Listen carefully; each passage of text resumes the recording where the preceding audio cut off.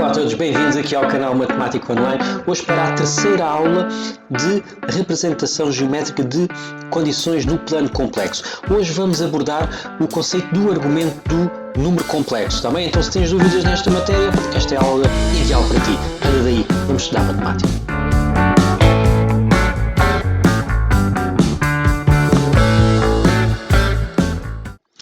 Ora, para o estudo do argumento de um número complexo, o que é que nós vamos necessitar?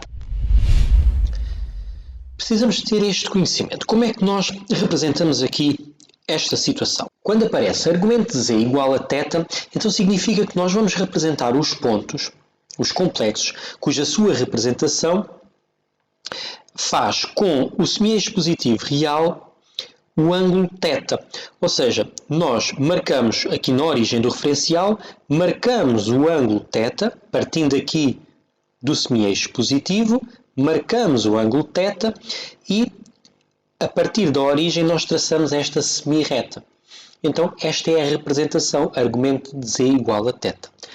Claro que se nós tivermos argumento de z menos z1 igual a θ, então aqui nesta situação, em vez de fazermos a marcação do ângulo a partir da origem, nós vamos fazer a marcação a partir do afixo de z1, da representação do z1. Ora, se o z1 estiver aqui representado, nós vamos então marcar o ângulo θ, aqui traçar uma linha, imaginar aqui uma linha horizontal, e a partir daqui marcamos o ângulo θ. Então, ao traçar esta semirreta, vamos ter então o conjunto de pontos. Podemos ter ainda uma representação deste género, em que nós estamos a dizer que são os complexos, em que aqui o z1, o afixo de z1 é o p1, ou seja, é aqui a origem que nós vamos fazer aqui a marcação dos ângulos. São os ângulos, os complexos que se situam entre o ângulo de θ1 e θ2. Então eu vou marcar o p1, depois marco o ângulo θ1 até aqui, não é? E o θ2 até aqui. Então vou representar todos os pontos que estão entre estas duas semirretas, está bem? Neste caso eu vou colocar as retas a cheio, uma vez que é menor ou igual. Se fosse só o menor, a reta iria aparecer a tracejado. Okay? Então é desta forma que nós vamos fazer então aqui as representações com base no argumento de um número complexo. Agora, o melhor mesmo é colocarmos em prática então todo este conhecimento. Vamos então fazer aqui estes exercícios, ou seja, vamos fazer a sua representação. Se nós tivermos argumento de z igual a π sobre 6, ok, argumento de z igual a π sobre 6 quer dizer que nós vamos fazer a marcação do ângulo com base na origem, também é só o z que aqui está. Ok, então origem, isto é como se fosse z menos 0 mais 0i, ok, argumento. Quer dizer que o nosso centro de rotação vai estar na origem 0, 0. E a partir daqui vamos marcar o ângulo de π sobre 6, não é? Que equivale aqui a 30 graus. Então marcamos a semirreta. Então nós, a partir do semieixo real positivo, marcamos então aqui o tal π sobre 6 nesta situação e depois traçamos a semirreta e está feito então aqui a representação. Segunda situação. Neste caso, já não é a partir da origem do referencial. Nós aqui já temos o ponto de coordenadas, isto é sempre com o sinal contrário, ou seja, é como se nós colocássemos aqui o menos em evidência, vai ficar 1 menos 3i. Ok? Então, argumento z menos 1 menos 3i igual a π sobre 3. Então, vamos ter que marcar o ponto de coordenadas 1 menos 3. Ora, 1 menos 3 vai estar sensivelmente aqui nesta zona. A partir daqui, vamos marcar o ângulo de π sobre 3, 60 graus. Ok?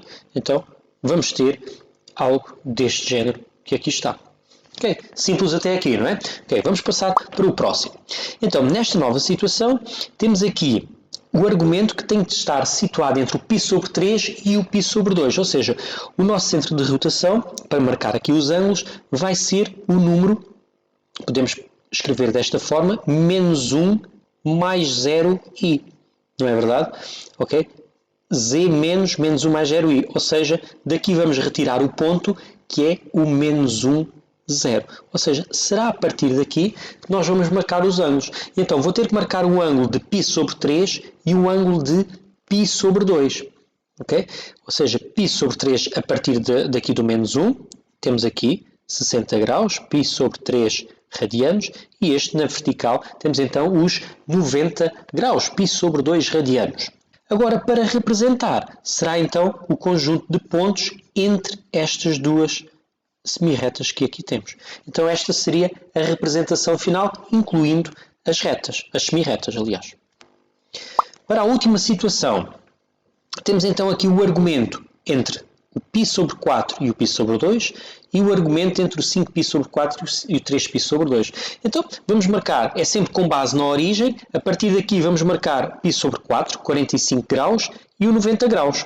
Esta semirreta vai ficar a tracejado porque nós temos aqui π sobre 4 menor, não é menor ou igual.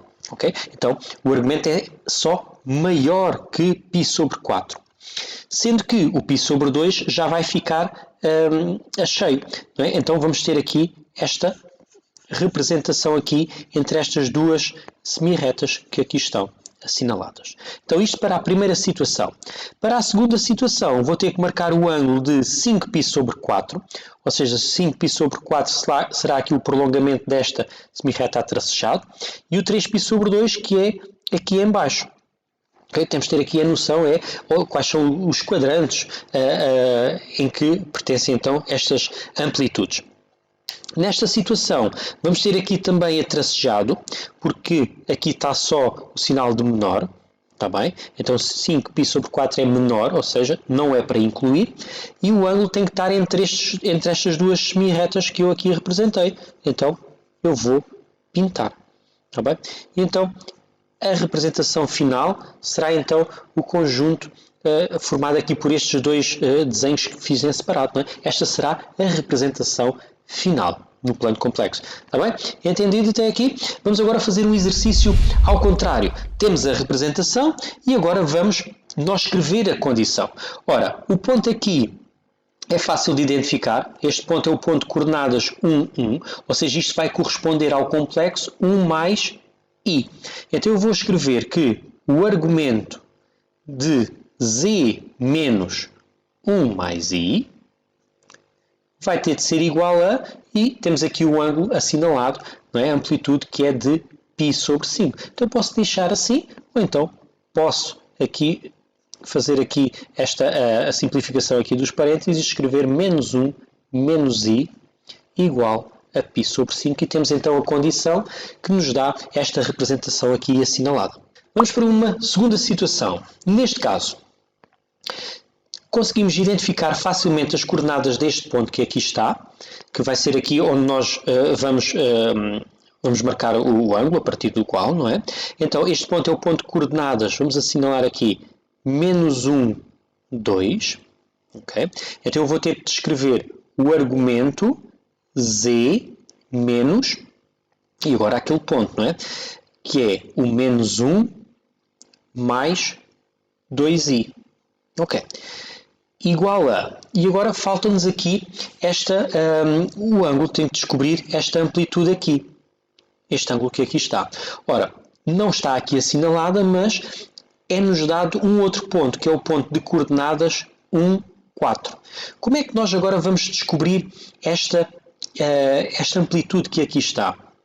Vamos buscar o conhecimento que já temos, que está um bocadinho lá mais para trás, que tem a ver, neste caso, com a inclinação de uma reta. Então, nós sabemos que este ângulo aqui, nós podemos dizer que é a inclinação de uma reta. Ora, e sabemos também que há uma relação entre a inclinação de uma reta e o seu declive. Ou seja, a tangente de alfa, okay, a tangente da inclinação, é igual ao declive. Ok? Então, vamos lá avançar aqui. Como é que nós calculamos o declive de uma reta sabendo dois pontos? É simples. O declive será então o quociente entre a diferença das ordenadas e a diferença das abscissas. Ou seja, vou escrever 2 menos 4 e aqui vou escrever menos 1 menos 1. Ou seja, isto vai nos permitir escrever 2 menos 4 é menos 2 e aqui temos menos 2 que nos vai dar o número 1. Ou seja, qual é o ângulo, a tangente de alfa, que nos vai dar 1? Ou seja, isto significa que o alfa vai ter de ser π sobre 4.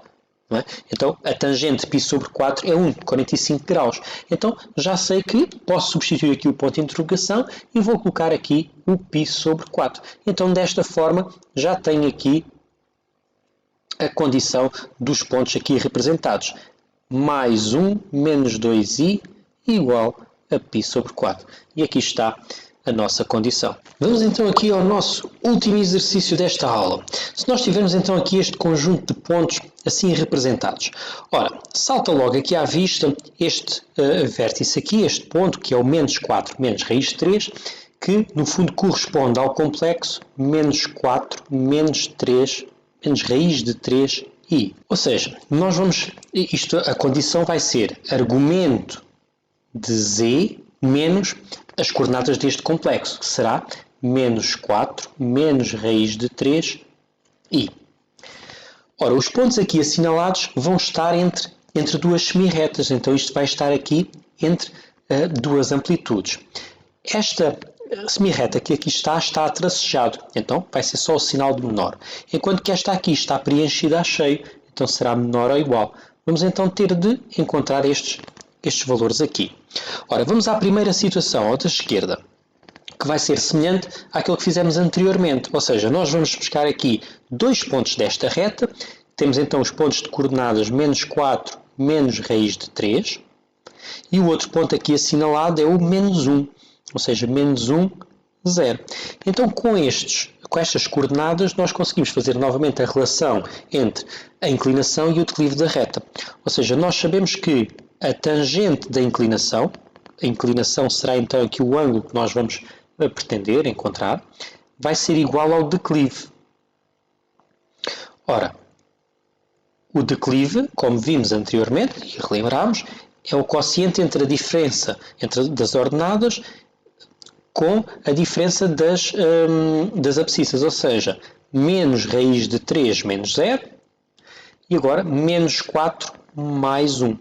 Ou seja, nós vamos poder escrever que a tangente é igual a menos raiz de 3 sobre menos 3, ou seja, a tangente de alfa vai ser a raiz de 3 sobre 3. E qual é o ângulo em que a tangente é raiz de 3 sobre 3? Então aqui tem que recordar ou relembrar que essa amplitude em graus estamos a falar de 30 graus ou em radianos estamos a falar de π sobre 6 radianos. Ok? Então eu já sei que aqui a primeira amplitude a colocar será de π sobre 6. Falta-me agora a segunda. Ora, para a segunda eu não vou fazer através do declive, mas tenho aqui a indicação que estas semirretas entre elas fazem um ângulo de 90 graus, não é? Ou seja, irradianos π sobre 2 radianos. Então, basta ao π sobre 6, eu vou somar π sobre 2. Tá bem? Colocamos então o mesmo denominador e vamos obter 4π sobre 6, não é? Então, multiplicando por 3, que é a mesma coisa que 2π sobre 3. Ok? Então aqui, nesta segunda amplitude, eu vou colocar 2π sobre 3.